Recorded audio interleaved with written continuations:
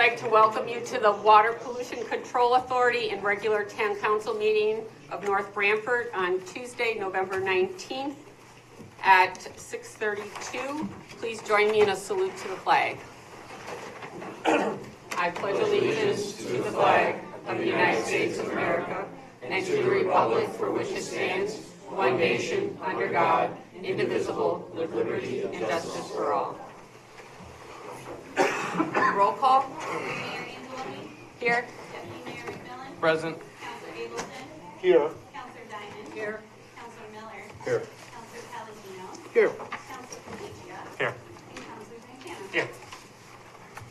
Okay, the next item is minutes of previous meetings. Do I have a motion to accept the October 15th, 2024 WPCA and Town Council minutes? Motion. Second. Any discussion? All in favor? Aye. Aye. Opposed? Abstained? Motion carries. The next one is the minutes from the October 22nd, 2024 special meeting of the Town Council. It was a hybrid meeting via Zoom and also at the North Branford PD conference room. Motion. Second. Discussion? All in favor? Aye. Aye. Opposed? Abstained? Motion carries. On to the WPCA. Citizen statements regarding WPCA. Nothing. There's no unfinished business. New business discussion and action. There's one item, and I asked to have this put on the agenda. I've talked to our state rep, Vinnie Candelora, to ask him if there was any state money available, if he thought there was any state money available for sewer installation. We just did the study last year with ARPA funds, and he said to, if we were interested in that, he thought that there was money available, there would be money available to send him the report that was done last year, and he would look at it and present it and then come back to us if there's any funding available, and then we can talk about it. So we just need a motion to... Motion. Make a motion. As stipulated. Oh, sorry. Second. Okay, the motion has been made to send the report to Representative Candelora by Councilor Palladino, seconded by Deputy Mayor McMillan. Discussion? I have a question for Mike. Is there any federal funds available, or does that still go through Candelora? Well, that would be a separate inquiry. We could certainly investigate it. I don't know of any offhand. I've heard that there are federal funds available Okay. for projects. So it's just something to look into. Right. Could certainly look into it. Thank you. Okay. Any other discussion? All in favor? Aye. Opposed? Abstained? Motion carries. Any citizen statements regarding WPCA? All right.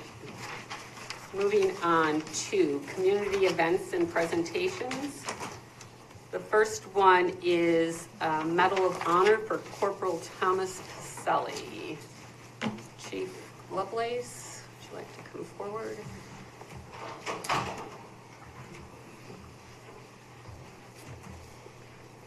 Thank you, Madam Mayor, Council, for allowing us to be here tonight to give out this prestigious award. And thank you to Representative Candelora, who'd like to join me up here.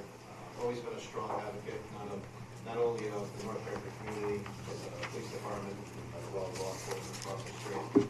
We appreciate your partnership. It's truly an honor to give it. So we don't give awards out often.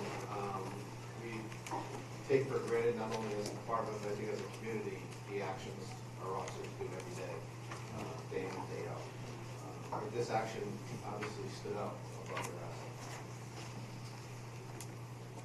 On August 19th, Corporal Pacelli, who is a member of the South Central Regional Tactical Team, was called to an incident in Arcade. Now, being a member of the team myself for years to come, these calls come in. You never know who they are. You're out to dinner with your wife, your family, you're watching a movie with your kids, when you always answer the call. Not knowing what lays ahead. So on that day, He was deployed with the South Central Regional SWAT team. And this Medal of Honor is recognition for his exemplary bravery, selflessness, dedication to duty during a high-risk operation in the town of North Haven. He was deployed with his team to respond to an armed, barricaded suspect. As the situation escalated, Corporal Sully was assigned the critical task of executing an explosive breach of the doorway, a technique for which he is specifically certified. Despite the imminent threat while under direct fire from the suspect, Corporal Sully and a fellow officer fearlessly carried out their mission, ensuring the safety of their team without sustaining any physical injuries. Through his courageous actions, Corporal Sully upheld the highest standards of law enforcement, demonstrating extraordinary valor in the face of danger. His heroism not only safeguarded the lives of his fellow officers, but also reflected an unwavering commitment to public safety. For his exceptional conduct, Corporal Sully is hereby awarded the Medal of Honor.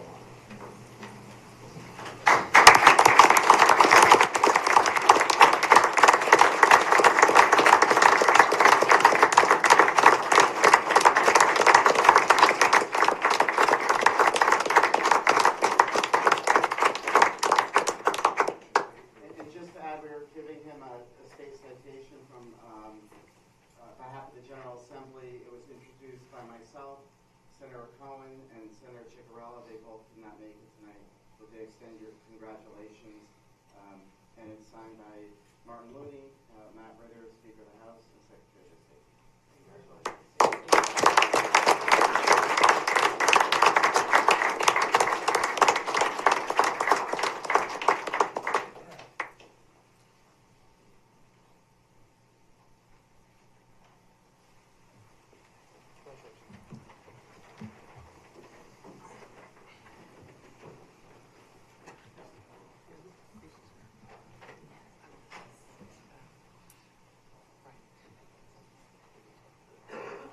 Corporal Sully, not only to thank, but these events not only affect the officers or the department, but it's important to recognize the family as well. So thank you to the family who here to support them through this incident.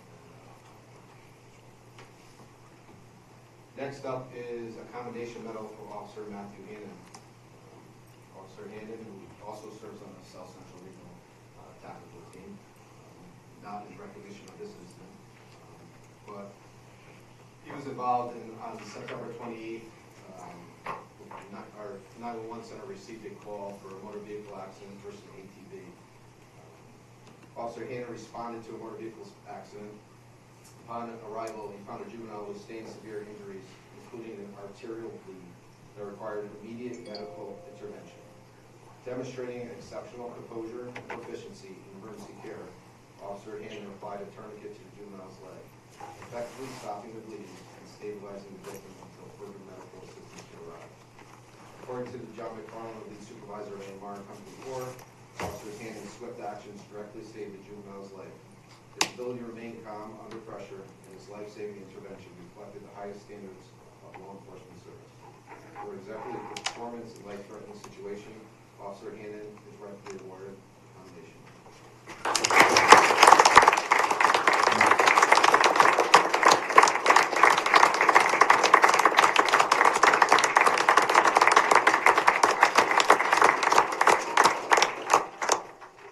Also have a citation from the state introduced by myself and Senator Ciccarella and Senator Cohen, congratulating you on your efforts, all you did to save that life, and it's signed by the President of the Senate, Speaker of the House, and Secretary of the State.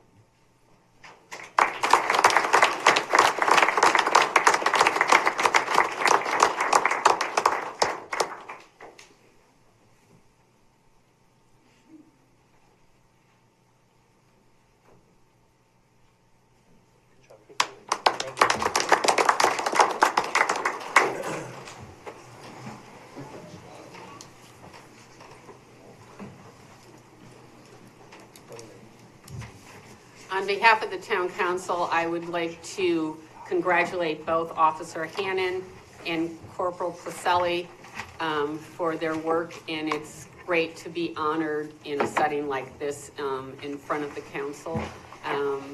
and we greatly appreciate everything that you do for our town. Thank you.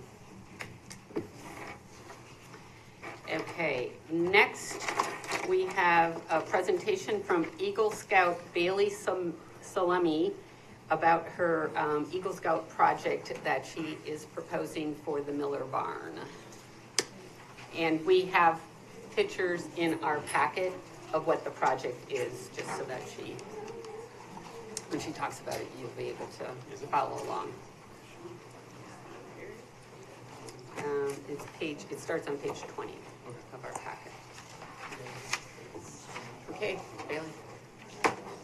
Bailey. Hi, I'm Bailey. I'm from Troop 6424, and I'm here to talk about my Eagle project that I've been planning. I've been working together with my third grade teacher, who's the president of the Totucket Historical Society, to display some of North Branford's history. I plan to use a hay rake that was donated and build a display for it. My project will be built at the North Branford Atwater Library in front of the white barn that sits on the front lawn.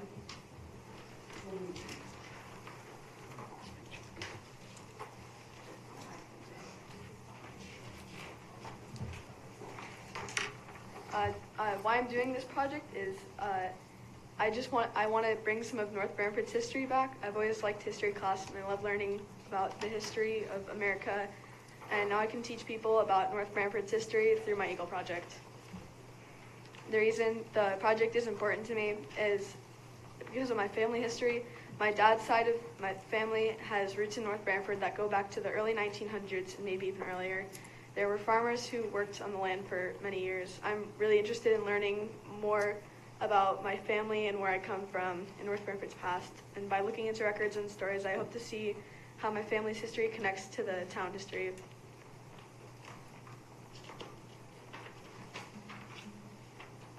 And then on the next slide, there's pictures of my family in a book about North Branford.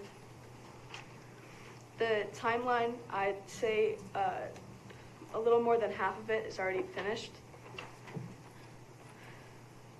November 1st through February of 2025, I plan to complete the project plan, and January through March 2025, I like to start fundraising and coordinate with Public Works by then. And March through April of 2025, I'd like to execute the plan, and my estimated project duration is 1 week or less. Great. Okay. All right. Do any of the council members have any questions for Bailey while she has the floor? Good job, Bailey. Thank you. Well presented. Thank you. So Bailey, just so that you know, we have a few more things to attend to on the agenda, and then we will take a vote on this. It's probably going to be another maybe 10, 15, 20 minutes on the agenda. So if you just want to wait until that time, you're the first item under new business that we will take the official vote on the project. Okay, sounds good. Okay? All Thank right. you. Thank you. Okay. The next item is update from Emily Higgins from East Haven Animal Control, and I believe this has to be tabled because she was unable to meet. Right, she'll be back in December. Okay, great. Okay, on to reports of committees, boards, and commissions. First one is Economic Development.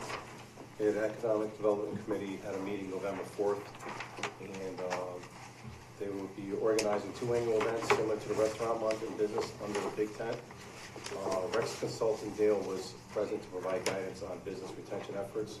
Moving forward, they will focus on supporting one business each month as part of their retention strategy. That's all I have for now. Next meeting is December 2nd. Okay, thank you. Park and Recreation, the October meeting was canceled due to lack of quorum, and if needed, they will hold a special meeting in December. Police Commission? Because there's a number of things on tonight's agenda, so I don't have to go over those.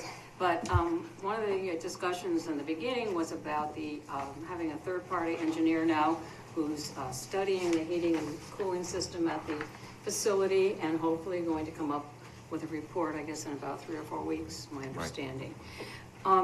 just so everyone knows, the police department will once again be participating in Libby's Toy Drive, which I think is wonderful. In addition to that, this police department will be hosting a photo exchange with Santa Claus on December 7th. They'll be collecting gifts for Make-A-Wish and collecting food for the North Branford Food Pantry. The request for the Dodge Durango, I know is on the agenda. Also, Deputy Chief Pendleton talked about the 2019 Key Bank robbery, that after 5 years it would just go away and the person would be free, but fortunately we have a wonderful police department detective bureau now that was able to solve the crime and the person was arrested. The other thing that I found very troubling, and the deputy chief wanted to make people aware, is the fraud that could happen. There was a resident in town that actually lost $28,000 in cash because of a scam, fraud. And I think the police department wants to do more to inform people about what happens. I know I get those all the time too. We have to all be careful of the kinds of things that we get on the internet and phone calls. That's about it. Thank you. Okay, thank you. Fire Commission? Fire Commission met on November 7th at Company 4. There was a recognition at premiere as on private board service. There was also supposed to be one for Ron Rofeo, but he was not available, so that was tabled. They also received communication from the Mittenless Duty and the Duty family for their support of Michael Duty and upon his passing, and appreciate everyone paying tribute to their dad. I thought that was important to bring up. Went through several pieces of unfinished business, the drug and alcohol policy and the pension committee statistics. The pension committee fiscal year end, June 30, 2020, were distributed for the board, the 83 qualified members. So they went through that with vice chair, and then discussion action of the 2025 meeting schedule. Next meeting is set for, I believe, December. Anthony, keep me honest on this. I don't have that date. December 3rd? 5th. Oh, 5th. December 5th. Thank you. Okay, thank you. All right. Planning and zoning? They meet this Thursday. Okay. Finance subcommittee. Finance subcommittee met last Tuesday. There are several items on the agenda tonight, but we also started off our meeting with Adam Canosa from our Permanent Project Building Committee came and talked to us about the bond process and how we may, on future projects going forward, what we can do to try and lessen some of our interest costs. And he's very willing to work with Anthony and help us. This is what he does in his business. He's very well versed in this, and I think he would be an asset to use that resource. So moving forward, we'll be talking with Adam and having him give us some information in regards to this. The CIP plan is on our agenda later for talking about, and the financial report is also part of our agenda, and we set our meeting schedule for next year also. Next item is Public Safety Communications Subcommittee. No report. Okay. Inland Wetlands. Inland Wetlands is meeting tomorrow night, and the main item on the agenda is the athletic storage facility. Okay. All right. Blueprint Committee. Meets this Thursday. And where's that meeting at? Atwater. Atwater. Okay. At what time? 7? 7. Just so people 7, are aware. 7 p.m. at Atwater Library. Right. Okay. All right. On to Town Manager's report. Thank you, Madam Mayor, members of the council. As the council is aware, we haven't had a significant rainfall in over a month, and the state has been under numerous red flag alerts due to extended dryness and wind, producing an elevated risk of wildfire catching and spreading. On October 26th, we issued a 14-day burn ban and extended it another 14 days on November 12th. This ban suspends the issuance of burn permits and requires those holding them to refrain from burning until the ban is lifted. In addition, residents are asked not to use any outdoor grills, fire pits, campfires, etc. Residents are asked to be vigilant concerning the following activities, which are the most common causes of wildfire ignition: discarded smoking materials, ATV and UTV activity, especially without spark arresters, dragging trailer chains, use of outdoor grills, campfires, power tools, and equipment that generate heat or spark. There is rain predicted this Thursday, but it's unknown if it will be sufficient to remove the risk, and we'll continue to monitor this. Once again this year, we have a tractor with pumpkins and hay bales out on display in front of Town Hall, thanks to Cliff Potter, who is here tonight, for arranging the seasonal display again ahead of Thanksgiving, which highlights our farm culture and agricultural roots here in North Branford.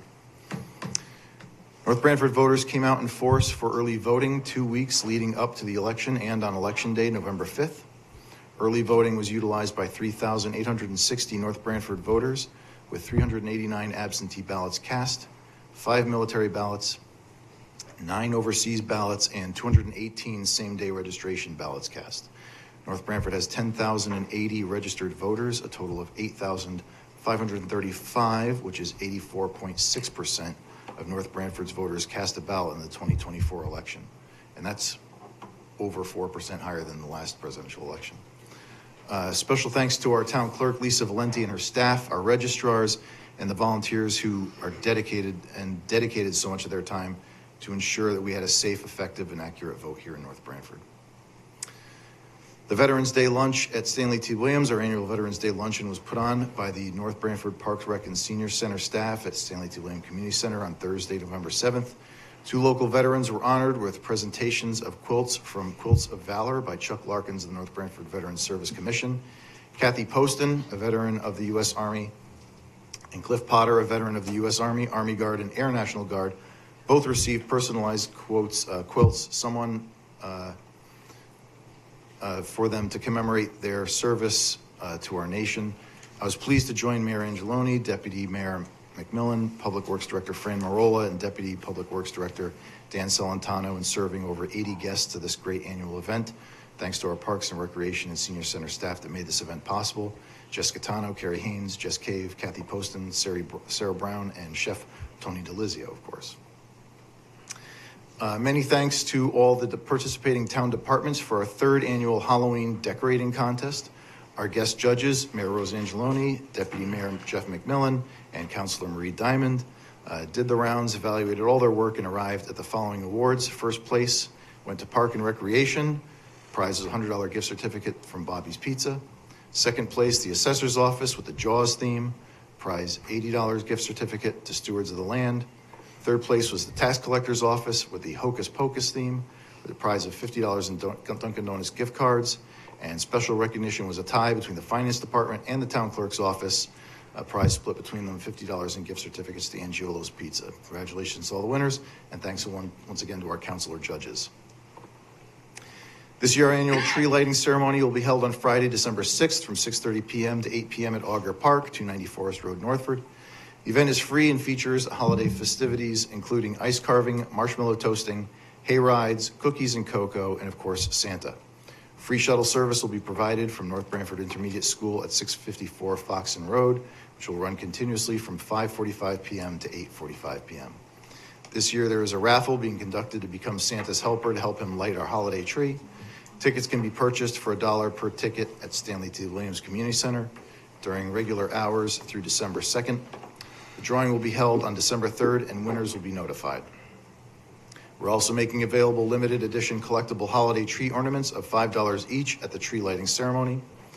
We've also added a fireworks display at the end of the tree lighting ceremony made possible through generous donations of sponsors. It should be noted that this item was added before we experienced the drought conditions, red flag alerts, and issued our burn ban due to concerns over potential wildfire catch and spread.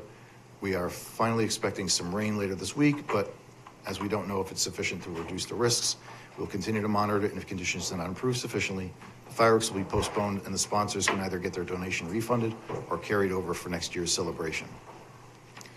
Our Thanksgiving Day luncheon is at Stanley T. Williams. Again this year, it'll be held Thursday, November 21st, noon. This is an event I look forward to each year. We're adding fireworks to it this year. No, I'm just kidding. If any members of the council would like to attend, just please let me know. We've received our first shipment of 3x5 outdoor town flags, and we'll be making them available to the public shortly.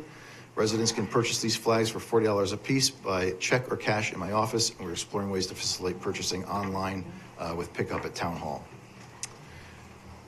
As you know, we're undergoing a state-mandated revaluation process, and we are at the phase where letters of the new valuation will be sent out this week to residents. As we expected, home prices have jumped since our last revaluation in 2020. Our median increase in North Branford is 36%, which is consistent with other communities statewide. An increase in value does not translate into a tax increase. When the council sets the mill rate in the next budget cycle, the mill rate will be adjusted accordingly. The revalue notice has contact information to set up a meeting with an appraiser from the revaluation company. Homeowners should know that there are further appeals available on an assessment they may disagree with, beginning with the Board of Assessment Appeals in March of 2025. Again, there's a frequently asked questions section about revaluation on the front page of our website to answer any questions residents may have, and our assessor's office is also available to handle any inquiries. Our assessor, David Ambrose, will be at your December meeting to discuss the revaluation further. The council will recall that we gave the go-ahead for the Totucket Historical Society to initiate its renovation of the Little Red Schoolhouse. If you've been following them on Facebook, you will see that the renovations are going quite well, with the roofing fully replaced, siding completed, and it has been painted red again. The windows are being worked on, and then it will be onto the doors and the shutters. If you've not had a chance to see the progress, swing by the location in front of Edward Smith on Old Post Road. The East Shore District Health will be conducting a flu clinic at their location at 688 East Main Street in Branford, November 26th from 3 o'clock to 5 p.m. We had another successful electronics recycling event on November 2nd, provided by our solid hazardous waste and recycling committee in association with Take Two Recycling and our team at Public Works. We collected 13,231 pounds during this event. Our final leaf collection this year will be at the Public Works facility on Forest Road, Saturday, November 23rd from 9 a.m. to 3 p.m. Commercial vehicles are not permitted to drop off. In observance of the Thanksgiving holiday, town offices will be closed Thursday and Friday, November 28th and 29th. Those with business to transact in our offices should plan accordingly. Also, this is a trash holiday. Refuse collection on or after the holiday will be collected one day later. And as this is our last meeting before the Thanksgiving holiday, I want to take this opportunity to wish all of you and our residents a happy Thanksgiving. And that concludes my report. Thank you. Okay, on to Permanent Project Building Committee report. The building is, for the North Branford Police Department, building is complete. Minor punch list items remain. The HVAC, Councilor Diamond mentioned, we do have the third-party consultant engaged, and the report is expected by the end of the month. North Branford High School, the temporary certificate of occupancy for the gymnasium was issued today. QA&M and Gilbane are working through the punch list for the final phases, and some work has been scheduled during the holiday break. And North Branford Intermediate School, majority of the base project is complete. They're working on some punch list items, and the Stanley T. Williams Community Center Pavilion permits are in process of being obtained. That concludes my report. Thank you. Okay, on to the next item on the agenda is citizen statements, petitions, and correspondence. I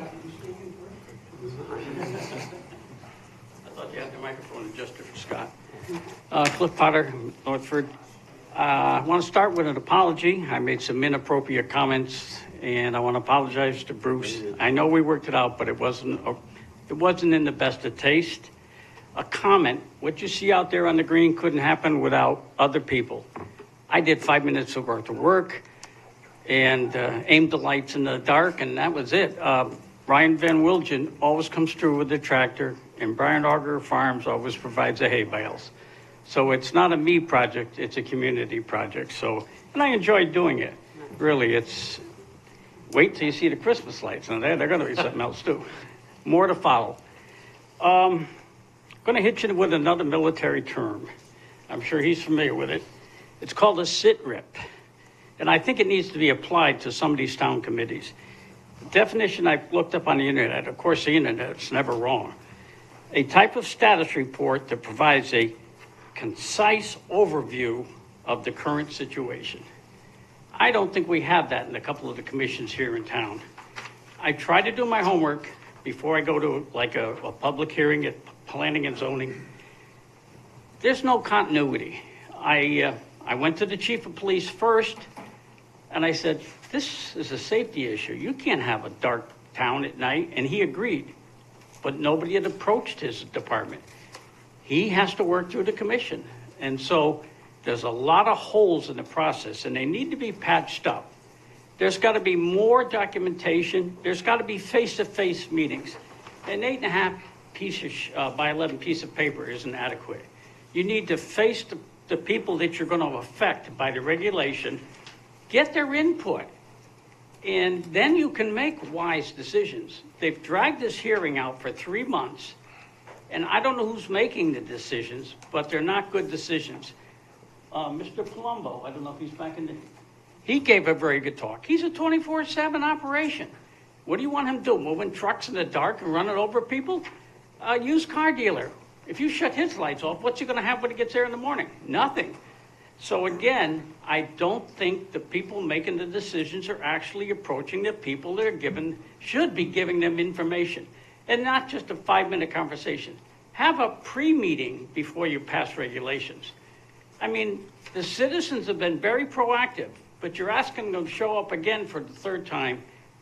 They're just going to do what they want pretty soon. They're going to disregard. So we need to tighten up commissions. And this is not the first time you heard it from me, and it probably won't be the last. Because we got good people, the volunteers, but I don't think they're following a good process. You can't wait till you're just ready to pass the regulation to ask for input. You got to have input months ahead, do studies. And what really blew us away was the fact that this is an Audubon Society regulation, so the birds can migrate. That came from a non-regulated commission.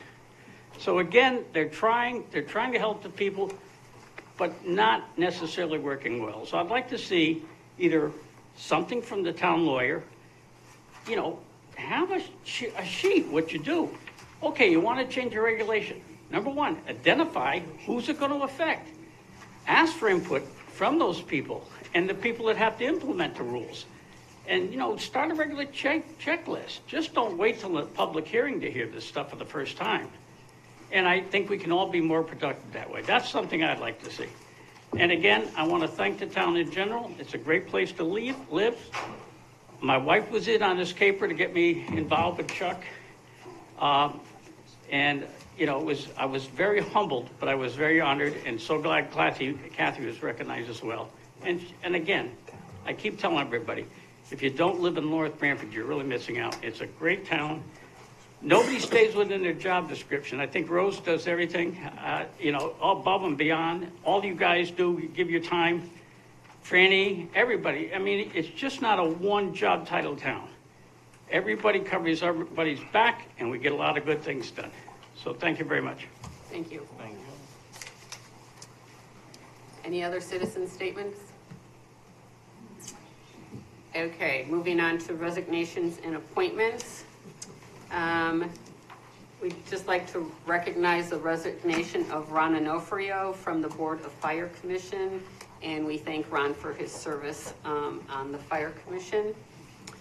The next is appointment of Detective Massimo Paroli to the Pension Committee as a regular member for a term expiring December 1st, 2025. This is to fill a vacancy specifically for the police department. There's a regular member and an alternate, and they did not have anyone. So I also would like to thank Craig Miller as union president for getting us some names and getting people to fill those positions. So do I have a motion to accept the appointment? Motion accept. Second. Motion was made by Deputy Mayor McMillan, seconded by Councilor Diamond. Discussion? All in favor? Aye. Opposed? Abstain? Motion carries. The next is appointment of Sergeant Corey Lemons to the Pension Committee as an alternate member for a term expiring December 1st, 2025. Motion is stipulated. Second. Motion by Deputy Mayor McMillan, seconded by Councilor Diamond. Discussion? All in favor? Aye. Opposed? Abstain? Motion carries. The next is appointment of Ed Prenier to the Board of Fire Commissioners to fill the vacancy of Ron Onofrio effective December 1st, 2024. and the term expires December 1st, 2027. Motion? Second. Motion by Deputy Mayor McMillan, second by Councilor Diamond. Discussion? All in favor? Aye. Opposed? Abstain? Motion carries. Next item, unfinished business, discussion and action. First item is proposed North Branford High School Athletic Storage Building. And Superintendent Schoonmaker and I see John Florio are here, so if you'd like to come up.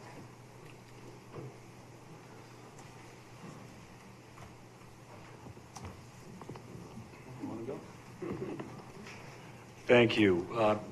Before we get into this, I just want to recognize the joint effort of the council in this North Branford Public Schools for the food pantry. We were able to raise over and donate over 600 pounds through this joint effort, and through Community Roundup another 400 pounds. So for Thanksgiving, the holiday season, many families will benefit from the generosity of the community and the partnership of the school and the council. So thank you, and we look forward to future opportunities to do this. We've been before you. I don't think there's any things that you're not aware of that we haven't discussed. There were some things that were requested of us. I did put a small packet together and sent it over to Michael yesterday. And you did receive 3 purchase orders and for materials, and you have a letter from DFG Electric, Mr. Mark DeLongo, who has generously offered $22,000 of hardware and service for all electrical, lighting, wiring, boxes, anything and everything you need. I spoke with him again yesterday, and he said anything else that you need above that, do not hesitate. I also just received a $5,000 donation from the president of the North Branford Head Foundation, which is above and beyond what we expected. I'm still waiting on a definitive answer. I know that Fran Marola has worked with Tilcon and is waiting to hear back on their donation amount for the concrete. John has additional documentation signed off for donations from, I believe, VP Electric, I believe Colombo Trucking, I believe Mr. Al Rose. Thank you. For Thank you. not only supervision, but also for donation of manpower. John Florio will GC the project. I vetted him, he is qualified. And Al Rose is donating over a few weeks ago. Now John's probably in the process. He's done the lion's share of the legwork. In putting all of the permits together. He'll be at the meeting tomorrow night and Thursday, I believe, for zoning and wetlands. Tomorrow, zoning, our applications are been accepted. When those all the details of the appropriate zones. So what you have is the $83,000 of purchase orders for the 23-24 school year. And that was for all materials, supplies, everything that would go into it. And now with these generous donations, the project will be less than that. So we're anxious to get going. We've returned 3 of the trailers. I shared pictures the last time I was here with the storage that we had. Those will go back. Those will save us thousands of dollars each year. They will be climate controlled, this building. We pulled the heating system out of the greenhouse, so we will have heating out there, and we have some of the air conditioning units from the old high school as well. So we'll be able to climate control it and keep everything preserved out there. There's a number of other things that we want to discuss with you. It's not at this point, but there's some other exciting opportunities back there that we want to continue to pursue. And this is the first thing we want to get off the shelf before we overwhelm it with the next 2 projects. Okay, so the motion that the council made originally in July, one of the parts of that motion, which we shared with you, was that we needed a budget and all the funding sources. And I haven't seen a budget yet. I've seen the 3 purchase orders on here, but from these 3 purchase orders, I can't tell that this is complete because I don't see anything in here about a roof. because the Rings End Roofing purchase, materials included in the Rings End price. So if you have Okay, specific questions about anything like that, you can ask John. He's my moving budget. He's a Well- walking, The talking budget. materials, the material list you got there from Rings End includes everything we need to build the building. The trusses, plywood, protection 111, all the studs, all the roofing materials. Well, Rings End is the only vendor who has held their price and will continue to hold their price until we do the job, which I appreciate. We do a lot of work with Rings End. We actually purchase stuff from Rings End all year long for our wood shop. They're always willing to work along with us. Touchstone Doors is a local company that we contract for all of our overhead door work, which we have many in the school systems. Again, he's also holding his price on the overhead doors. You have the list there from the concrete. That was if we went strictly with our concrete contractor, and he supplied the concrete and the labor. As the superintendent said, for him, Marola is in contact with Tilcon, who said they are on board with the project. We don't know if they're going to donate partial some of the concrete, all the concrete. We don't know at this point. Our concrete contractor said if the concrete is donated, this price would be $143 a yard to do the labor, which is about to go right up there. so what would that put his contract at? What's that? What would that put his contract at? That will put his contract at $12,000. Okay. So as you see, the numbers are coming down as we get donations, as we get people who want to get on board with the project. The budget is strictly materials. We have the labor force. We have the volunteer labor force as well. Our electrical costs have just been negated by 2 electricians here in town.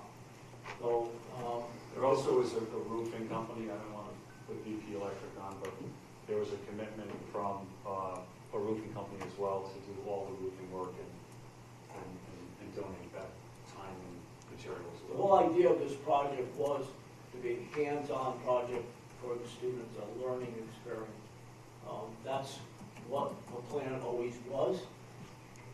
The students will be involved in building this building. Of course, they will not be up on the roof, but most of your work is down on the ground, framing the walls, doing that kind of stuff, and observing how the foundation goes in. You know, how the actual building is being built, how the wiring is being done. We want the kids to get their hands dirty, but of course we're going to keep them safe. It's not going to be any more dangerous than them working on tables, walls, and drill presses in the wood shop. A majority of it will be done in the new wood shop. Al Rose toured that the other day with Dave Plumbo, and they're aware of it with the Permanent Project Committee, of what we're looking to do on the ground in preparation of the materials and then transporting it onto the site. So we have Al Rose and Ken Newbeck have both volunteered to, they even said they would GC the project. That's part of what I would like to do, or what I would like to do with this project. But they're on board for the teaching of all the construction part of the building. They're both on board. They both said, anything I need, just ask, and I will receive. So I appreciate their help immensely. Seems like a nice come together of the community. Absolutely. Yeah, absolutely. And everyone involved will be recognized. Every single person involved will be recognized. Well, so I was at the Board of Ed meeting last month where the Board of Ed approved the budget. So do you, whatever was provided to the board as your budget, because I didn't see a copy of that, can the council get a copy of, did they receive anything? Of the I- budget for this? Yeah. Did they actually receive a They budget? have the same thing that you have. Okay. So purchase orders, what that encompass, any donations, they're 100% behind it, in favor of it. And Right. They're ready to roll with this project. Well, it's not that we're against it. The problem that I have is that this was not budgeted by either department, Board of Education or the town council. So if we don't have a budget to show us what all of the costs are, and the funding sources for them. The problem that could happen is if we start the project and there's some problems along the way and there's no money or there's no donations to finish the project, then it falls on the town, and we don't have this budgeted. And on any town project that we have seen, we get a budget. And I have not seen a budget Just I don't for know this. about you, but the $83,000 is your budget. Everything is included in there. Well, you We can't have- tell we that have by the additional- purchase orders. we I'm have sorry. additional monies. You can't tell that by the purchase orders. But that's what, it's You- four you- walls and a roof with yours, you have the list, there is some material. So, well, on the purchase order for brings I that. have a 14-man crew, if we want to put the building up without any help at all we need is the materials. My guys are getting paid by the Board of Ed. So there is no additional cost other than the materials we need to purchase. So would it suffice if we We have not done this for other projects in the past. For the ticket house, for the Well, booth, we did not come to you for money. We're not coming to you for money. We're not asking for money. We're saying to you, we have done our homework. We have additional monies. We have too much money. You may get some money back. At the end of last year, 23-24, we were directed not to put money into the 2% or 25 account, and that's what we did. In June, we spent down and we prioritized. We put in for ARPA, we put in for capital, we got rejected in both, okay? So we wanted this to come out of capital funds to do the storage that we desperately needed. We didn't get it. We didn't get it for ARPA as well. The town did other things with the money that they thought were more important. I'm not gonna go there. Well, the Board of Ed did not, the Board of Ed asked about ARPA funds, and they did not vote to move it We forward. submitted for both. So what we're saying to you now is we're not asking for any money. The Board of Ed supports it 110%. It's a school-based project. We don't need any money from you. Okay, we're not asking you for anything. We're saying we'll probably have a surplus of money. So I don't understand what the confusion is. What's so difficult of just doing an itemized list of a budget? Boom, You boom, have- boom. Well, You have the lumber list from Rings End, you have the concrete company, You have the drawings. and you have the overhead I door. think what he's saying is, I think the council may find it, I'm okay with this candidly. So, but I think if we had consolidated version of what you've put together, I know you've piecemealed it together with the various, POs as well as, the list from Rings End. Maybe if we can, I know it'll take a little time out, but just put it into one sheet. I wonder if the council would be okay approving this with consideration of it coming back. That's, I was gonna ask, do we need to vote on this? Do we, as the council, basically on the information that we have in front of us right now, can we vote on this? So my question to you would be, if any other department in town came to you for a project, whatever the cost is, and did not give you a budget, would But you they approve did- that? But they have given us, What? they gave it to us. But most of it is all, but I'm sorry, Scott, a lot of this is donated time and money and materials. So they really can't, even though it was it's $90,000, quote, as far as you've given us a number. And I understand what the mayor is saying, is that, is it gonna, because there's no number, a bottom line number for this, it can't come back to us to request any more funds because of, it just can't. And I understand, I get it, I really do. But based upon what you've just given us, that's the budget. Because there's money, what they're saying is there's too much money. So there's really, you probably have $130,000 in materials and labor. That is more than enough to do this. Right. All the electrical hardware, everything. lighting, Is all donated. everything. So that's what I'm saying is, are we able to vote on this now?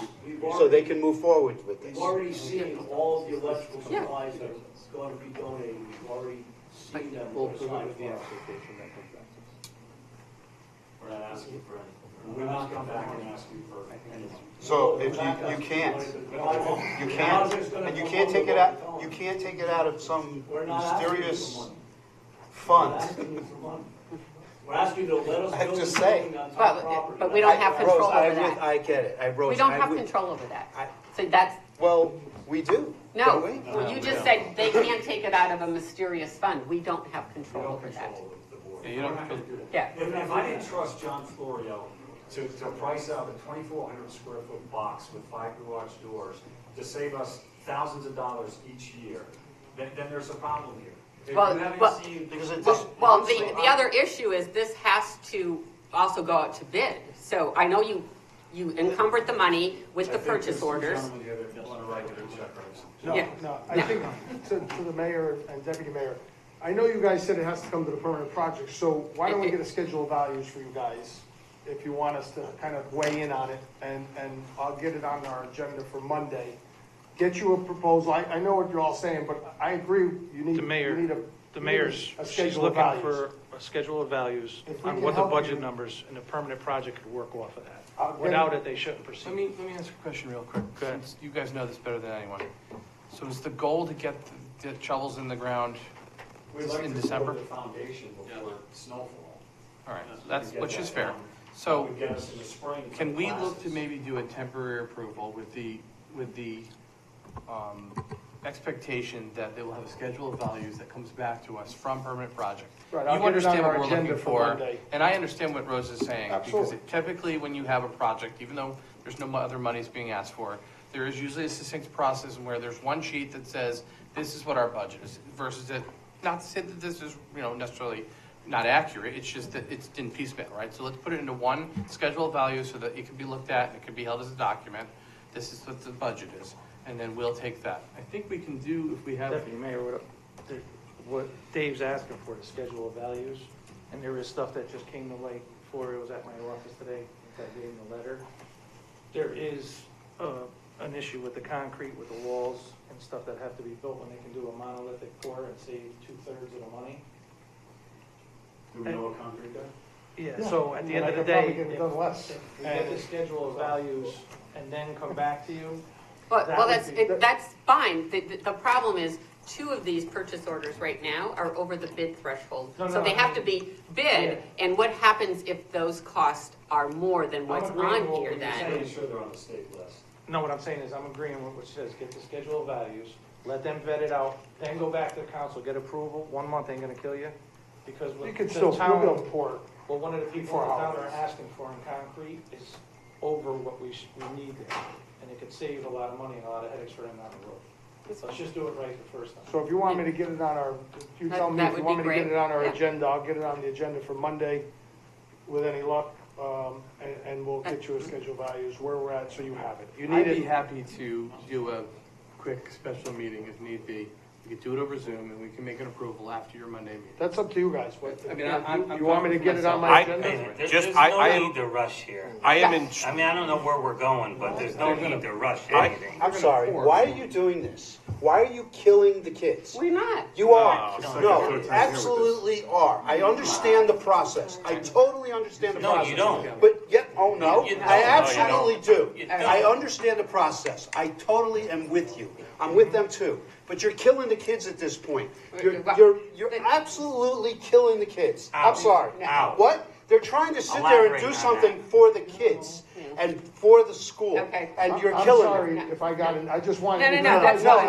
I'm sorry. like your, I like your This is suggestion. insane. That's Okay. unbelievable. This is totally insane. I like your Put it on your suggestion. You agenda. can put it on your agenda for Madam Mayor, Monday. That's all I need to know. Yep. I'd just like to add one thing. I am in full support of this project. I think it's a great project. I cannot support it if we don't follow town procedure and things don't go out to bid. I brought it up before, and I'm gonna stand by it. So that's my only thing. Policy needs to be followed. It's there for a reason. So unless things go out to bid and we get bids back on this stuff, We're not gonna do materials from Why not? the It- hardware store. Well, no, if it's, if it's, We're buying. no, if it's over $10,000, your invoice from, your purchase order for Rings End is $41,000. It's over the you're bid putting in threshold. 5 doors. That has to be over the threshold as well. It's not, it's 9,000 and change. It's not over the 10,000. I wait, if it's donated, does it have to go out to bid? I don't believe that. No, but it's not If it's donated. donated, can it be donated? It's on the state bid list. So if you went If it's back on to the Rings, state, if it's you on the went state back to list, Rings End that and asked if that it could be negates it, so donated, it's fine. can they do that? 5 overhead doors right now at Home Depot. Be under $10,000. Well, yeah, but we also have Permanent Project Building Committee looking at this. So they, you know, we're not gonna put a garage door on there that you would have in a residence and then have to deal with all of the issues. I know, I'm just saying. So, I'm not insulting him.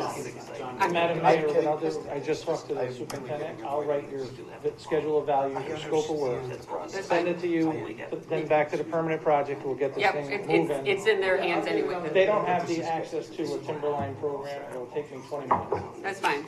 So I'll Okay. have it on our agenda. For Monday. Yep. That would be great. I listened before I go, happy Thanksgiving to everyone, and we're excited about a couple more things we want to bring forward.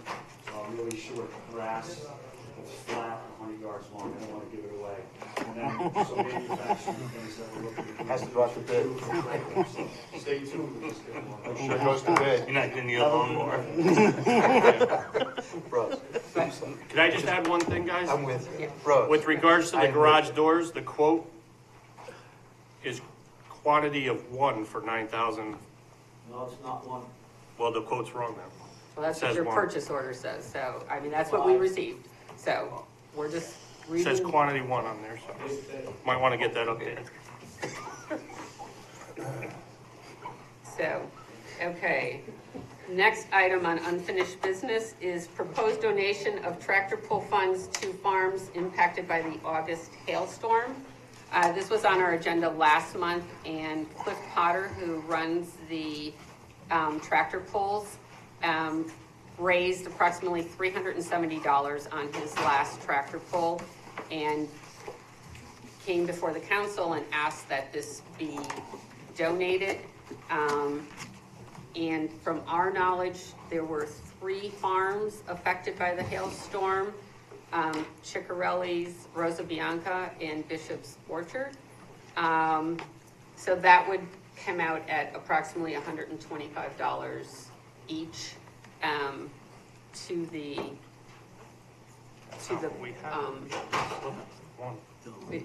That's a clerical for the money that was raised through the tractor pulls. So we just need a motion to move this forward if this is something that the. Make the motion stipulated, Second. and I appreciate Mr. Potter for bringing that to our attention. Thank you for all you do. They're pretty cool pools too, if you guys ever get a chance to go to them, they're very neat. It's a good event for North Branford. Okay, the motion has been made by Deputy Mayor McMillan, seconded by Councilor Abelson. Any further discussion?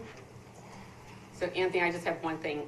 What do they have to fill out a W-9? I'm pretty sure I have information on file. If not, I can reach out to the various businesses and get the right paperwork in place. Okay, all right. So you want to do 125 each, even though it's going to be a little, yeah. $5 short Gotcha. on there. I'll donate that if you need $5. Okay. All in favor? Aye. Opposed? Abstain? Motion carries. Okay, now on to new business. Item A, authorization of proposed Eagle Scout project at the Miller Barn. As we heard earlier tonight, Bailey Salemi has a wonderful Eagle Scout project that she presented. I know she's been working hand in hand with the Historical Society and has also talked with Public Works Department as to what will be entailed and exactly what spot it's going in by the Miller Barn. So we just need a motion. I'll make the motion that the town council in North Branford authorizes the Eagle Scout hay rake project of Bailey Salome as presented in association with the Totucket Historical Society to proceed at the town-owned Miller Barn located at Reynolds B. Beers property at 1740 Foxen Road, North Branford, Connecticut. I'll second that. Good. Okay, motion has been made by Councilor Diamond, second by Councilor Miller. Any other discussion? All in favor? Aye. Opposed? Abstained? Motion carries. Congratulations, Bailey. You can proceed with your project. Good luck.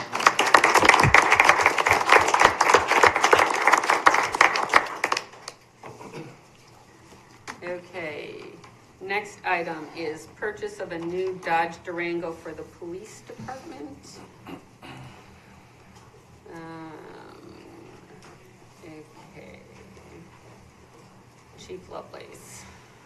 Thank you, Madam Mayor, once again. I've been working with the town manager, and this came up. There's definitely a need on the other town department side of a vehicle. We were in talks coming, as we start with our budget process anyway, we were coming back to ask for 3 vehicles this year. One of them being a detective bureau, almost like an administrative vehicle, but they're set up differently. The vehicle we currently have is a 2016. It's got over 100,000 miles on it. It's coming to a point where it's not roadworthy for one of our officers to be driving. Our detectives are officers on the road that get involved in incidents around town. We have that vehicle replacement fund, and Anthony probably has the exact number at his fingertips, but I thought we were over 119,000 we have in the fund available for use. I do have what I believe to be a detailed budget in your packet there on state state contract pricing to not only outfit the vehicle but purchase the vehicle. So with the purchase of that vehicle, which is anywhere from an 8 to 10 week lead time, as with all vehicles are, that vehicle will become probably available early spring for us, but we'd be able to get it the process started for us. So I'm looking for the support to go forward and make this purchase out of the funds available. I'll make a motion. Second. Purchase a new Dodge Durango for the police department. Out of the overtime. Police Vehicle Use Fund. Oh, sorry, police vehicle use fund. And the reserve fund. The reserve fund. Second. Is the, make sure it's the outdoor pricing, it's hot, so it's 49,645. Yeah, tour pricing of 49,645? Yep. 645. Okay, the motion has been made by Deputy Mayor McMillan, seconded by Councilor Palladino. Any discussion? All in favor? Aye. Opposed? Abstain? I abstain. Okay, 1 abstention. Motion passes. You're good to go. Thank you, appreciate it. Just to confirm the chief's numbers, he's 100% on target. The 216 in the fund, once you approve the CIP, 95 will come out for the first car, leaving about 120. So there's definitely 49 in there to eat this with. Okay. Cool, thank you. Thank you for the budget. Is it going to be your car? Okay. Okay, the next item is the dedication plaque for the North Branford Police Department. So in our packet, we have the Permanent Project Building Committee has approved the plaque design. You can find it on page 40 in our packet. So we just need a motion to Make the motion that the North Branford Town Council hereby approves the Permanent Project Building Committee's recommended design for the dedication plaque for the new North Branford Department of Police Services building.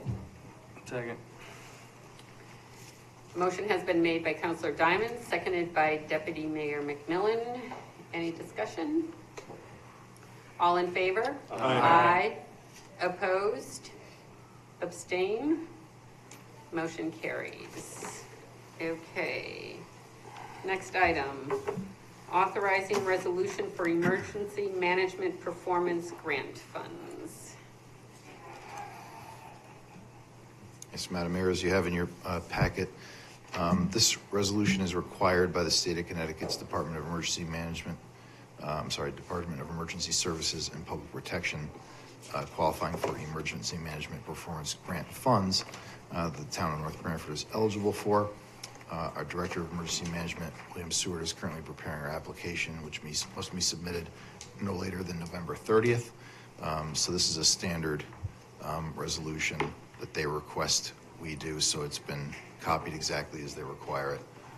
And this is the same language we've passed in prior years. Okay, you want to read the Yeah. resolution? Be it resolved that the North Branford Town Council may enter into with and deliver to the State of Connecticut Department of Emergency Services and Public Protection, Division of Emergency Management and Homeland Security, any and all documents which it deems to be necessary and appropriate. And further resolved that Michael P. Downs, as Town Manager of North Branford, is authorized and directed to execute and deliver any and all documents on behalf of the town of North Branford, and to do and perform all acts and things which he deems to be necessary or appropriate to carry out the terms of such documents. Second. Motion has been made by Counselor Diamond, seconded by Deputy Mayor McMillan. Any discussion? All in favor? Aye. Opposed? Abstain? Motion carries. Thank you. Next item is reconstitution of the Agriculture Commission.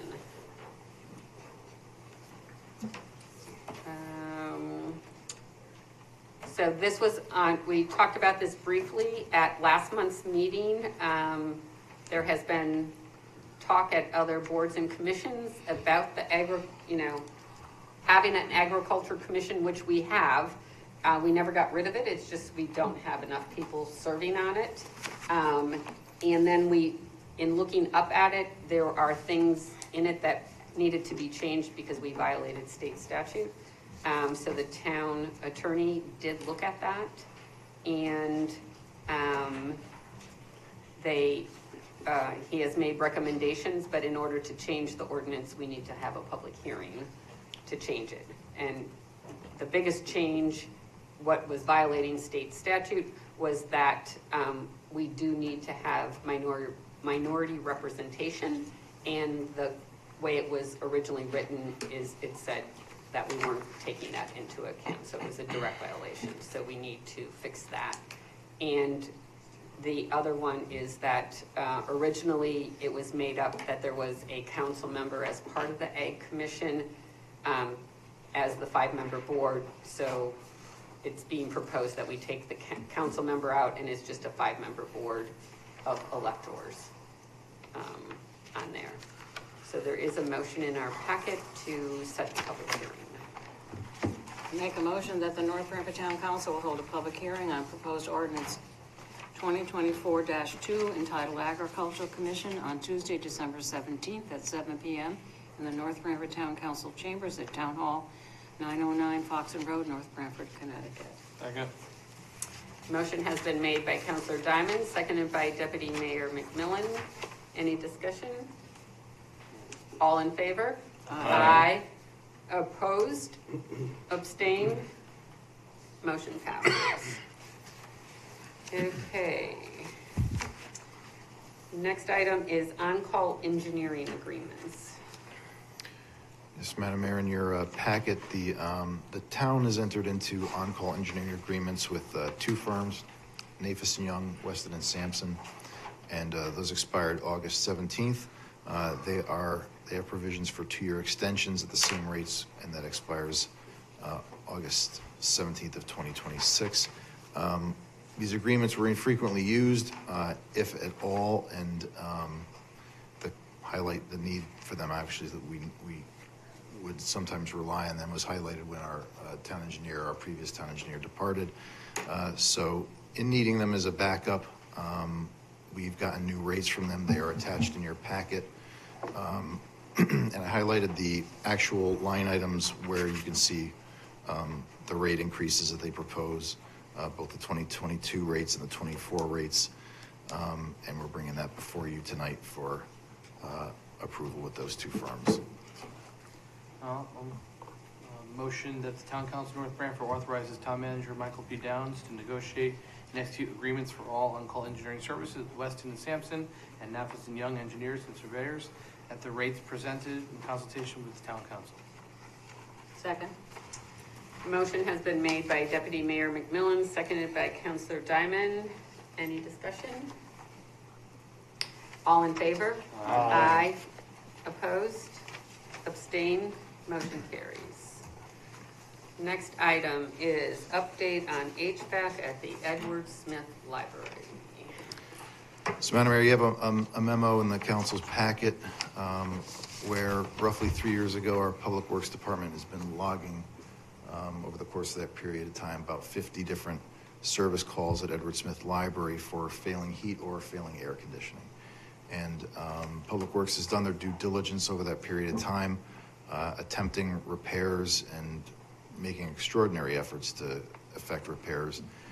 We've shelled out about $48,000 in that effort right now, not to mention the extensive man hours that DPW personnel has put in. And Mitsubishi, the manufacturer of this system, has informed us that there's several essential parts of the system that aren't available any longer, which is complicating our efforts to be able to repair it. And they indicated their next step would be send a technician at a cost of $2,000 a day with no guarantee of a fix. So they assert the lifespan of these systems at 15 to 20 years. Just to refresh everybody's memory, Edward Smith had that major renovation take place, and that was part of it, and that was 16 years ago. So temporary heating and cooling solutions are estimated to be about $8,000 a month. So in consideration of these facts, we retained HF Lentz Engineering to perform an HVAC assessment at the Edward Smith Library to give us options for repairing and emplacing. And I've got our Library Director, Lauren Davis, and Public Works Director, Fran Marola, to attend tonight to review these conditions at Edward Smith, give you further information and what our options might be. Okay, the floor is yours, Franny and Lauren.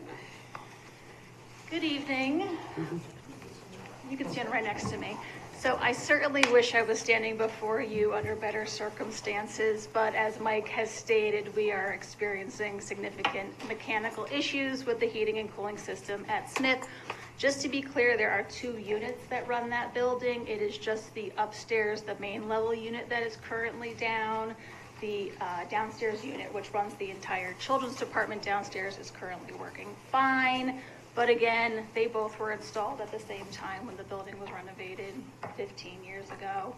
I would say about 2 or 3 years ago, we noticed an uptick in the number of issues that we were experiencing, ranging from error codes to leaks throughout the system to failing parts, equipment.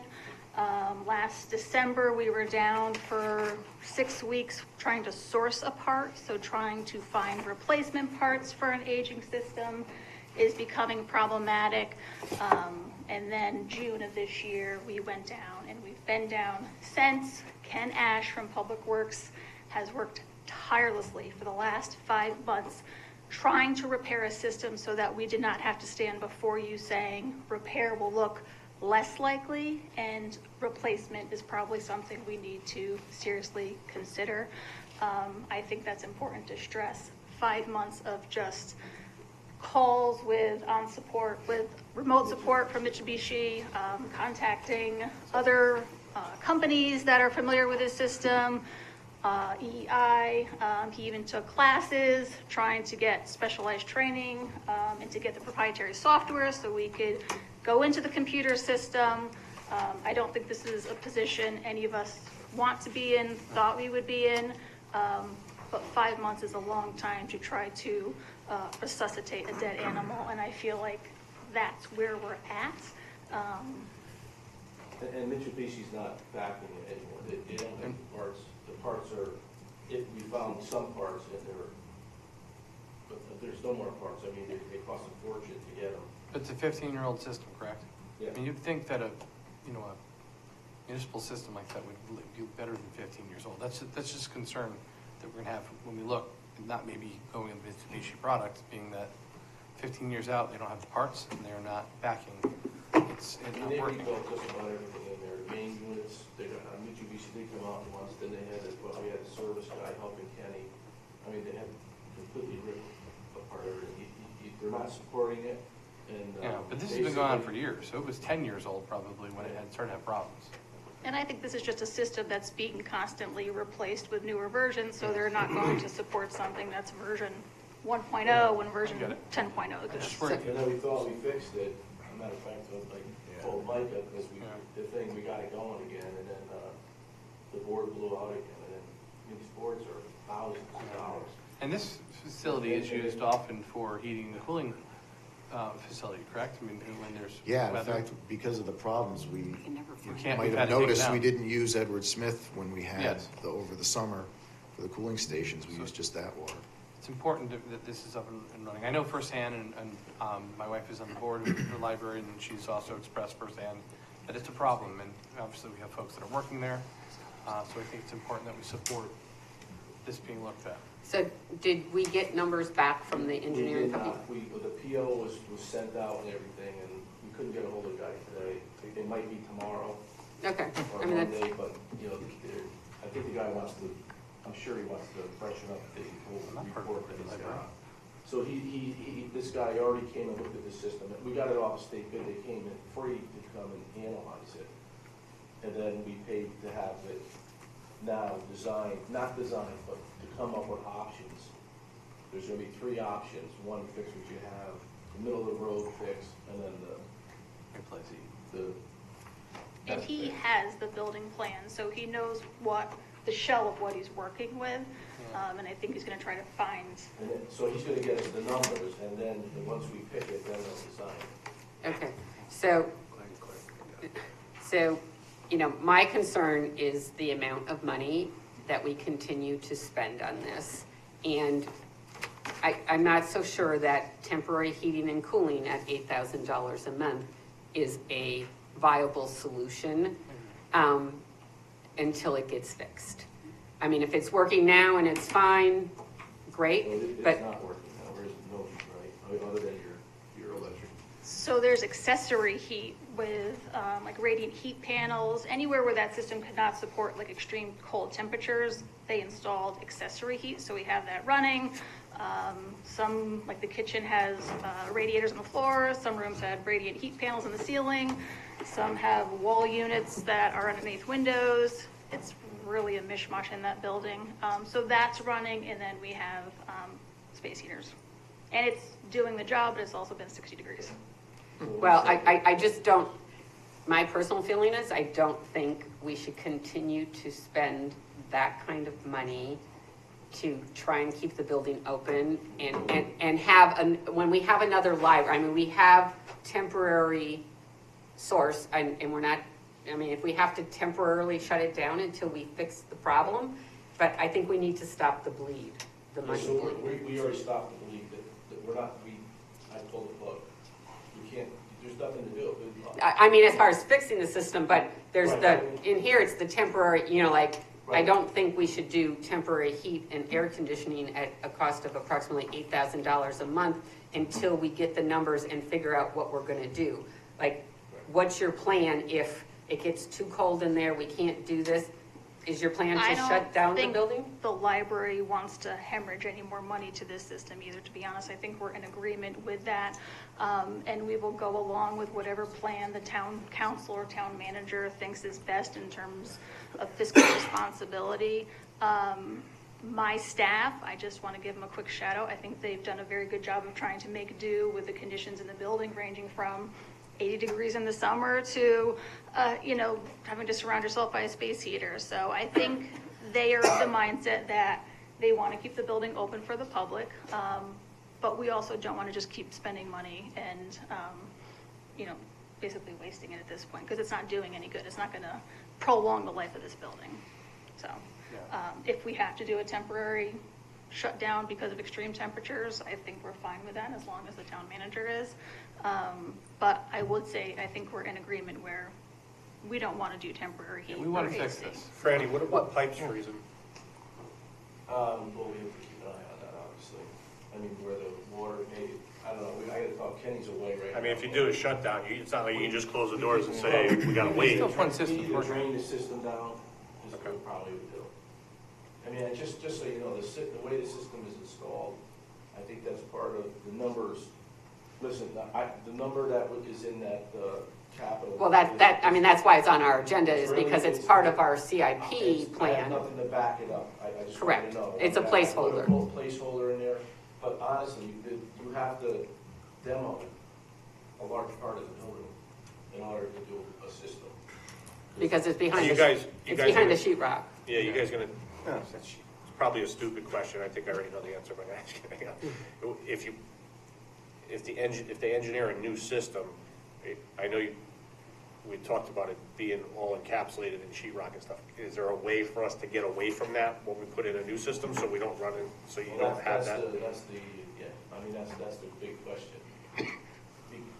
You can't use anything of the old systems because all the Freon is different now, so all the pipes are obsolete now. And, if we put ductwork in, you're gonna have to install it. It can't go downstairs. I'm curious to see what they really come up with. That's part of the engineer process, once we get the numbers back. To figure out how we're gonna do it, or what's the easiest to do. So I guess if we had to, shut it down temporarily and we have the other library, and, we have the staff at Smith Library, is there, and this is, I know you have to discuss this with your library board and stuff, but could we extend the hours at Atwater? Because you open at 10 now, but maybe we can extend so that we cover some of those hours and staffing. We would entertain, any possibility. I think knowing we're moving towards a solution makes us happy. I just think, the plus to having two libraries is that I don't think there would be, a lack of service. So closing one building is not as critical if there was only one building in town. So we could certainly have a conversation about staying open later, opening early, to make up for whatever temporary closure we might be faced with. Okay, there's possibilities out there. And, the reason it moved up to the forefront is because the next agenda on our item is the capital improvement plan that we have to approve. And this is a major project. And if, and we know we have to do something about it. So the figure that's in our plan is just a placeholder right now, like Franny said, until he gets numbers back. But we needed to bring it forward to the council so that we could discuss it and see what we're going to do. It's not the final result because we don't have the numbers, but it's a discussion we had to have. Yep. For Mike. So you said this building, we do use it for emergency, like a warming center and cooling? And we have for years, right? We have. So with that being said, is there any possibility of any type of federal, FEMA money due to the fact that, hey, this is a cooling center and we can't do it. This is a heating center. We can't. If it ultimately comes down to, hey, we need a whole new system and this is going to be an exorbitant, could that be looked into? That maybe there's something out there? That's it's an interesting thought, which I would be happy to look into. Yeah, right? It's the only building we're using up there. So I think it is important. I personally would like to see it keep online. It's a building that's utilized often by many folks up in the Northford section. So I'd like to look at this, diligently. Well, but keep it online if there's no, you mean not close it down temporarily or I think what? there's 8,000 a month. Is that a hard number? It's going to cost 8,000 a month to keep it going during, we're talking about during a hard freeze, right? We're not talking about just to keep it going. It's a rental. You're bringing units in that's going to heat the building. Personally, I'd say you can operate as long as you can take it. I will say, you gotta close it. Okay. We're familiar to being without heat. Like I said, last winter we were down for 6 weeks and, thank you, and we were fine. I think it's something we've just become accustomed to, unfortunately. Of course it is. And we did it over the summer. We closed it down one day where it was particularly hot. Yeah, I think if you have to close it down temporarily, I'd like not to see it go offline and then things find a way to stay offline for longer than they should, right? I think we're committed to fix the problem. Let's fix the problem. Yeah. Because, we're taking the action to get the numbers and it's in our CIP to move forward, but I personally don't want to keep spending more money on a building that, and I think that's a discussion Lauren can have with Mike as far as how they handle it and what they do. We don't want to make it uncomfortable for the public or our employees on there. So when that happens, they can make the decision. That's your call on that. But I don't think we should be going out renting heating and air conditioning for that building while we wait to get a fix on it. We spent a lot of money on the system already. And I just, And I can tell you that I'm sure that the option one is not going to be the option. to repair? It's big, Yeah. well, no, it's basically installing something similar for with a 15-year lifespan. Yeah. Which is, Well, yeah, if it's this major of an expense on here, I think this is also another project we refer to Permanent Project Building Committee, which is kind of what we've been doing on any major capital, is just to have another set of eyes and ears. And, you know, Franny can be the conduit with them so that it gets done the right way, so that we get the most life out of it on here. so to explain the project, just real quick, I mean, it's not like we're putting a new boiler in, No. for that kind of money. This is, you know, we're gonna, it's major. I mean, you're gonna have to probably move hooks and maybe cover them all. It's Yeah, it's, like It's not a Yeah. drop ceiling type situation. So if the project was to proceed, how long would the library be closed? Months. We don't know. What's the yeah, guess? Months. we have to wait until the engineering report Yeah. comes back. Probably It's just months, though, speculation. Yeah, I still find it, Probably months. yeah. this building was refurbished 15 years ago. I remember. I find it kind of appalling that we're dealing with this. You know, any house, you have you have your boiler. I understand it's different usage, but you have at least 20 years on it. We're talking, this was 10 years it started having problems. So those units are just, they're 2x2 units up in the I get it. ceiling. I just, And they're it's surprising to me that the life of this product, regardless of them upgrading to a better system, another version, is acceptably 15 years. And in reality, 10 years, because that's how long it's been, because we've been working on this for so long.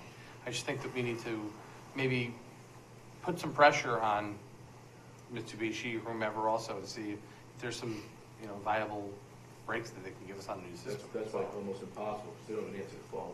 Yeah, I know. Well, we won't be using that system And again. the heating system in the basement isn't enough to cover any of the other building, part of the building? No. No. Because it's separate, it's just completely Now, the separate. It's just a temperature drop separate is floor. amazing if you experience it when you go in there. You know, when I was in there in the summer, during the hottest day, I mean, you went downstairs and it was perfectly excellent climate, and you walk up the stairs and it instantly is a 25-degree flip. And it just doesn't breathe up into it. So as we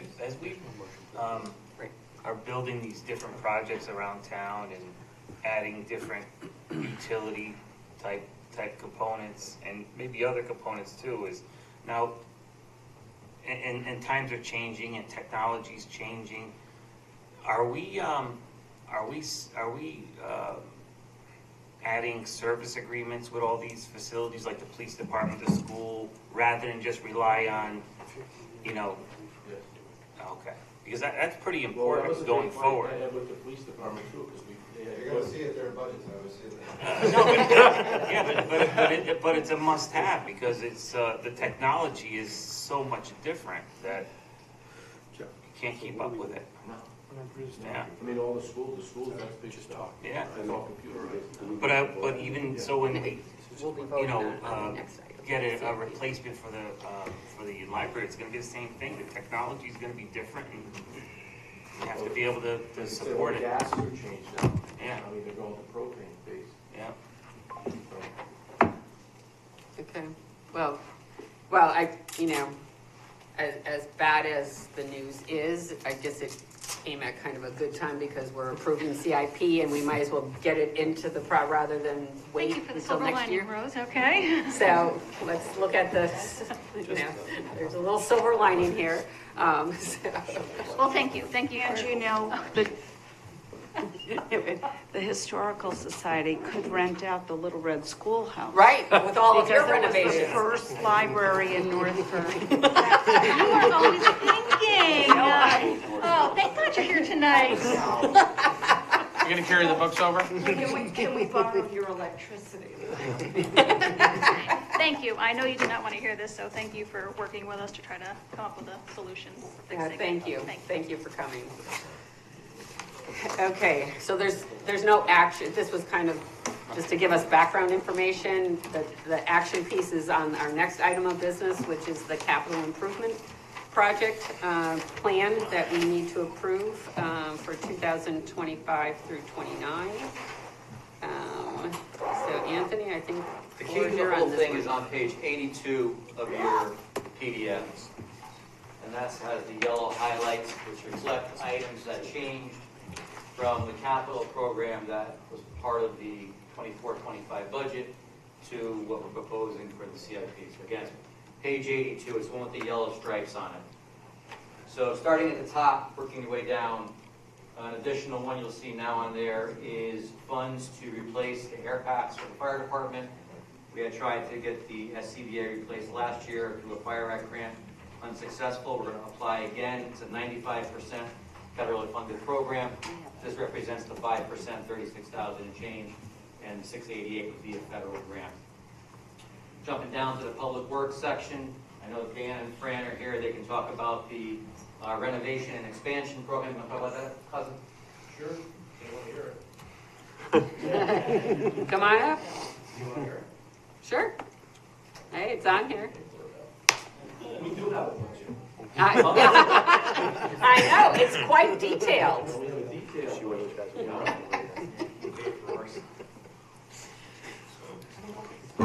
Yeah, so we're in the final stages now of design. And you can see all the numbers are black and white.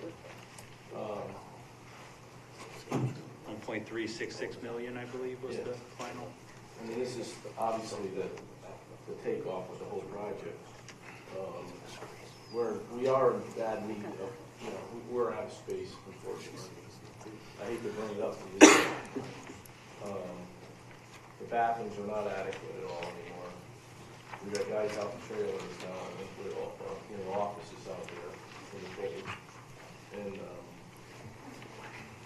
Locker room space, lack of locker room space, we have to, As Dan had mentioned, it came in at 1.3 and change. I rounded to 1.5, figuring issuance cost, interest cost, any contingency, things like that. So that's why you see 1.5 in your CFP.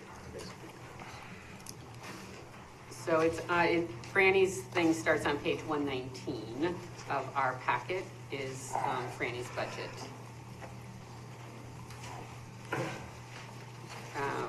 so this is, they got, the architect is actually doing a pretty nice job as far as. Page 1 is a summary. They sum everything up into one page versus the 10-page version of, everything. Right. But the 1.5 is because he upped it because of issuance. If we bond. Yeah, issuance history is. But this also ties into the talk that Adam gave us at the Finance Committee meeting, which is a discussion the council would have in regards to, do we want to self-fund the program in the beginning so you don't have short-term notes on here. This is a relatively small project when you come down to it. And to cut down on some of the cost, it would be, we could self-fund until we were ready. The project was done, and if we were gonna bond it or just self-fund it completely out of the budget. I like that. Out of the general fund. Perspective on this, yeah. It's just, otherwise incurring other costs by not doing it as well. Right, so that's, By doing it. so this was not on our CIP budget, but it's, we spent the money for the architectural drawing, phase 1 and phase 2 in previous years. We allocated the money, and that's what Fran and Dan have done, and they're now to the point where they have the actual cost and everything is outlined, the design is done. Yeah, they're doing the mechanicals and all that's almost all done, so I'll have documents, that go through all the kids. And there's probably stuff in there that we may do, but we didn't want to commit to anything, because we are very busy, and, Right, so this is all in with Public Works not doing any of the work. No. And if it works out that you can do some of the work, that would bring the cost down, obviously. Yeah, when we put it out to bid, we could put like the excavation as an alternate and then choose whether we're doing it or they're doing it based on the price and time of the year. Right, right. That's a good idea. So would you put it at the same location of your DPW now? Well, You knock down the whole building? So we're No, they're adding. We're It's in that back renovating the area. old. That's why I said we're renovating the old and we're adding on, so the whole office area, that's gonna be a problem where we go, but the whole thing, all the bathroom, everything's getting ripped out. The actual the new building is probably the size of this room that we're adding, right? Yeah. And then we're renovating existing, so it's not, we're not building a whole new. What's the rest of it, the locker room? Yeah, bathroom, locker room, little cubicle for our division leaders. Showers and locker rooms. One thing Well, I they can have say one is, bathroom for all of them. One bathroom They for have one 20 bathroom. guys plus subcontractors. one thing I can say, guys, is I went down there and I saw the trailer that they're using, and it's an abomination. Those guys, our public works do a great job, and where they are in that trailer now is just. Yeah, it needs to be fixed. Yeah, we gotta do something. They right? do a It's lot not of good. work and they save the town a lot of money by doing the We rest don't of it, have, so. I like the idea of putting the there's a administration women's on. locker room, and you'll see it in there, Yeah. the floor plan is full, there's Right. a whole thing to do. I think that's a good idea.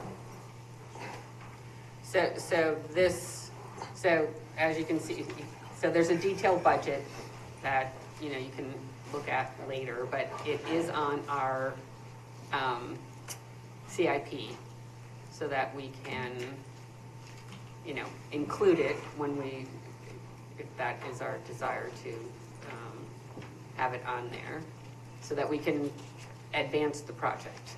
And the bids make money though. Right. They surprised us, yeah.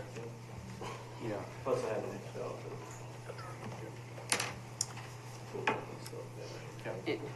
Yeah, don't use up all your favors on other projects. Yeah. Tip of the day.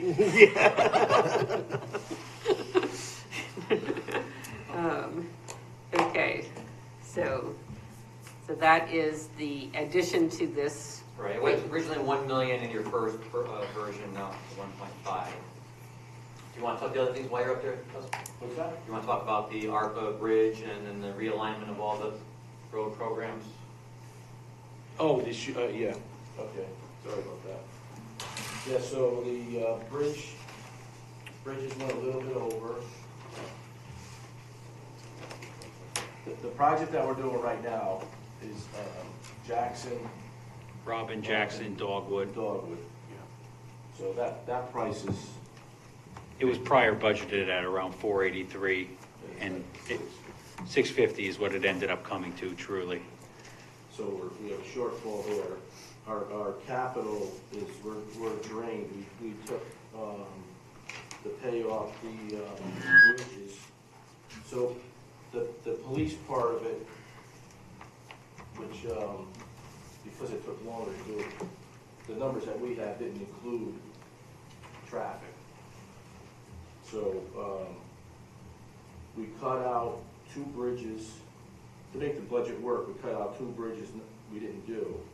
And then we had one bridge that we had a couple of extras on it. It was a there's some concrete heavy extras. issue that ran over. So the total came to 749, 862 without any traffic.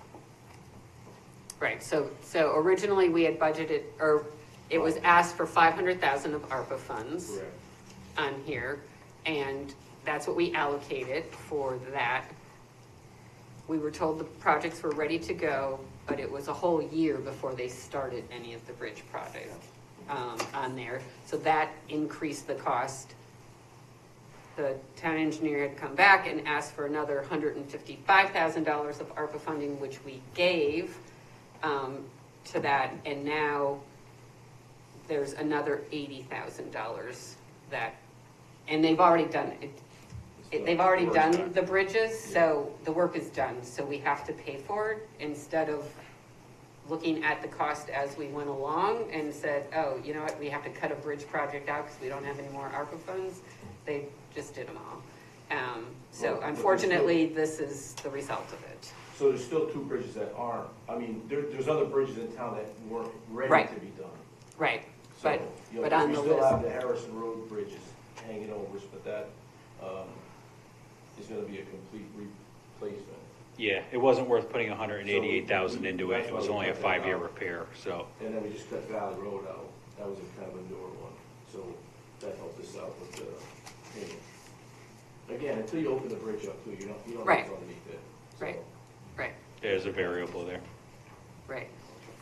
So the result of all of this between, you know, what was presented to us during budget time as far as our road project of what's needed for the next 5 year for chip sealing and pavement overlay and all of that stuff. So that kind of got decimated by these projects because money is now being moved around to complete some projects.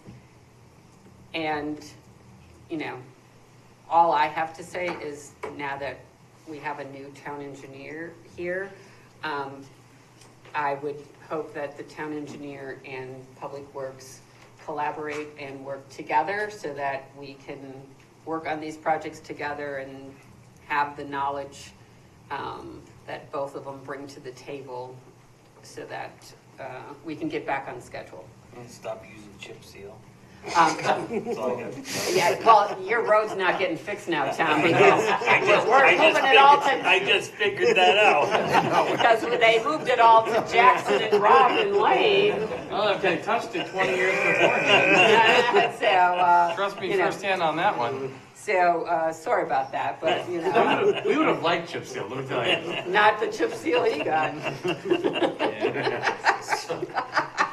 That concludes the public works section. Down, we move down to culture recreation. You'll see, again, as the mayor had mentioned, we have the replacement of the HVAC system. Again, worst case scenario, placeholder, could it be better, could it be worse, for $1 million number. Again, we fund that internally. We probably have the wherewithal to do that. It's kind of get it into the plan, so it's part of what you're focused on. And then the bottom section, as it relates to education, there was a bid, I believe that's later on your agenda, for the HVAC work for both the auditorium and Jerome Harrison School Gym. And those two are in there as well for the HVAC for Jerome Harrison. You'll see it was originally 140, came in at 103. Auditorium was not originally funded and came in at 171. So those big yellow items on your page 82 are the changes. And again, as I mentioned every year, the only page with any consequences is the current year capital program. The outlying years really are just there for everybody's looking at, and they have no consequence. So the next step in the process would be to send this to P&Z for an 824 referral. They would hopefully act on it rapidly, get it back to you guys for your December meeting, and then we could bless this and put it to bed, and then pay the poor contractor who's been waiting since June for his money. For the bridges, yeah. So the guy's been super patient with us, and that's the game plan. You ever put a lien on the town yet? He calls regularly. I don't blame the guy. I mean, he's been very patient.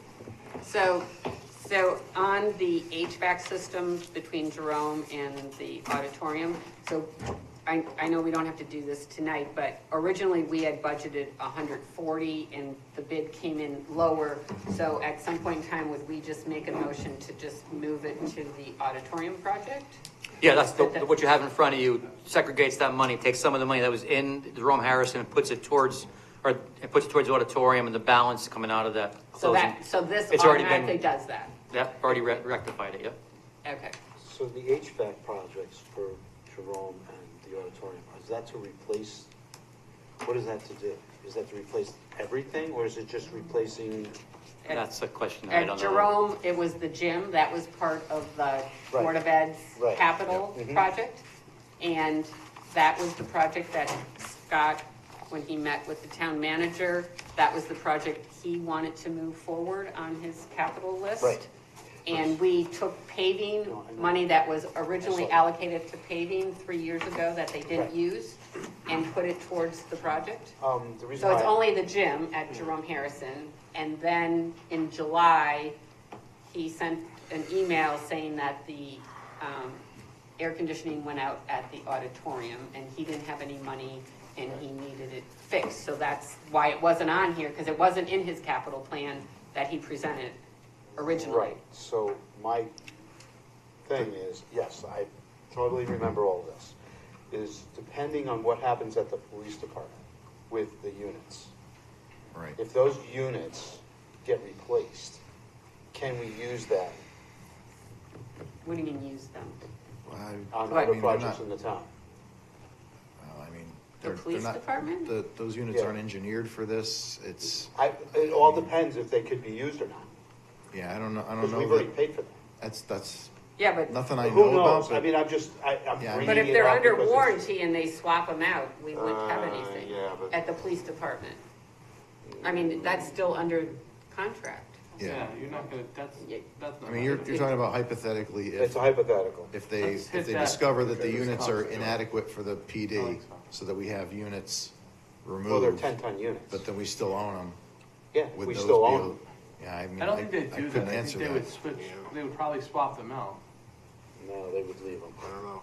They would swap them out. We'll go on this one, We'll it's cross looking that like a bridge when it comes 60-ton across. unit for the auditorium, and it's Well, I don't 20 know, I thought it tons was for 20 the, ton, yeah. for Jerome, Yeah, a 20 yeah, ton. that's- But the I other mean, one's it's just a, 60 it's a ton. Yeah, 'cause I hypothetical, it's a mean, hypothetical. right, I mean, Yeah. the specs under F&F Mechanical, like It all depends. council just pointed out, Yeah. This is different total tonnage. hypothetical.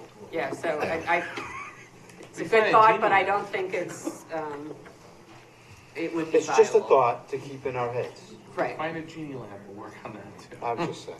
okay, so do we need a motion to approve? You need a motion to kick it out to P and Z for an 824 referral. Yep. So, Yep, it's It's on- the motion, be it hereby resolved that the North Branford Town Council instructs the treasurer/finance director to forward the capital improvement plan to the Planning and Zoning Commission for their review pursuant to Connecticut General Statute 8-24 and bring it back to this body upon receipt of their action. Motion was made by Deputy Mayor McMillan, seconded by Councilor Miller. Any other discussion? All in favor? Aye. Opposed? Abstain? Okay, motion carries. Madam Mayor, can I just Hey, ask you know? the town manager a quick question? Sure. Small request, Mike. When you scan our documents in here, I've seen that we all have laptops now. Can you just scan them smaller and in the right direction so that we're not always going like this trying to read? Yeah, but you can use the little arrow and just change the page that it's on, because It all the should change your documents are different. orientation, yeah. Yeah. The arrow should change your Yeah, it orientation. does. Actually don't even use the PDF documents, I use the paper ones and actually don't You can see do this this, gets. Right. Yeah, they're all like this, so we're all, like the page that Anthony was talking about, The the yellow little on it, it's arrow. all sideways, The and we're little- trying to. Okay. But our Read thing's about a, you So can you can change turn it, it? go Yeah. to view, Yeah, go to view. You can spin it? You can, Yeah, yeah. you rotate them. yeah, Yeah, it's, you could fit all that stuff. You can spin it, you can turn it. and it'll Easier turn that if it was just page, scanned in. so if it's one way, Yeah. it turns it the other way, and then. Because we can when you zoom get- now, so it's, even if it's a Yeah. little bit smaller, we can. Yeah, so Right. you can, It's easy. yeah, yeah, you just use the little arrow. If you Okay, can. so Yeah, I mean, now, I'll look into it. Teach everybody. now we need to, And Madam Mayor, we do need the approval on the bid for yes, HVAC. the bids. So, it's item I under H, the approval of bid number 25115 HVAC replacement for Jerome Harrison and NBHS Auditorium. If you're prepared. No, it's just, All right, so, I motion to accept approval of bid 25115 HVAC replacement for GHS and NBHS Auditorium. and it's, are we awarding it to the low, I mean, to F&F Mechanical? That's what we're recommending. Okay. Okay. To be awarded to F&F Mechanical, The bid cost is $243,500. under bid cost of $243,500. Okay, the motion has been made, is there a second? Who was that?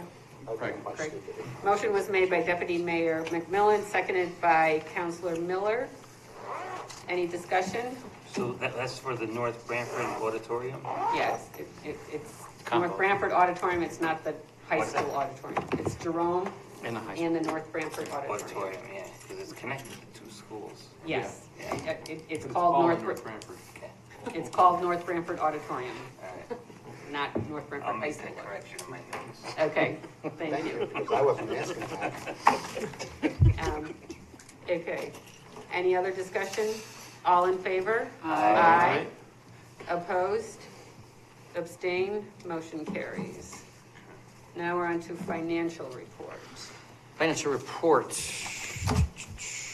Okay, Madam Mayor. Points I usually highlight for you: tax collection, 54.3% of budget this year, a little bit better than 53.5% last year. It's a favorable trend. Overall revenue, 49.5% collected versus 45.6%. Again, another favorable trend. On the expense side of the house, it looks like there's a few percentage higher. As I mentioned previously, we're encouraging folks to use purchase orders more this year, and you'll have a greater number encumbered. The insurance department that you see, and I mentioned the last couple of months being overexpended, I did detail to the finance committee. Overall, our insurance exposure is actually lower than we budgeted. When you look at the package of the liability, auto, and property coverage and the workers' comp coverage, both of those came in overall savings to the town. This piece, the liability, auto, and property, came in a little bit greater than budget. Thus, it shows as an over expenditure. Workers' comp came in significantly under budget. So the net is that we're up, but the way it's reflected on your budget sheet is that the property and casualty line is over expended, and that's the definition, that's the explanation for it. I did have a conversation with the purchasing agent as it relates to trends and experience, and he will have that all in time for the budget to come in with the whole process.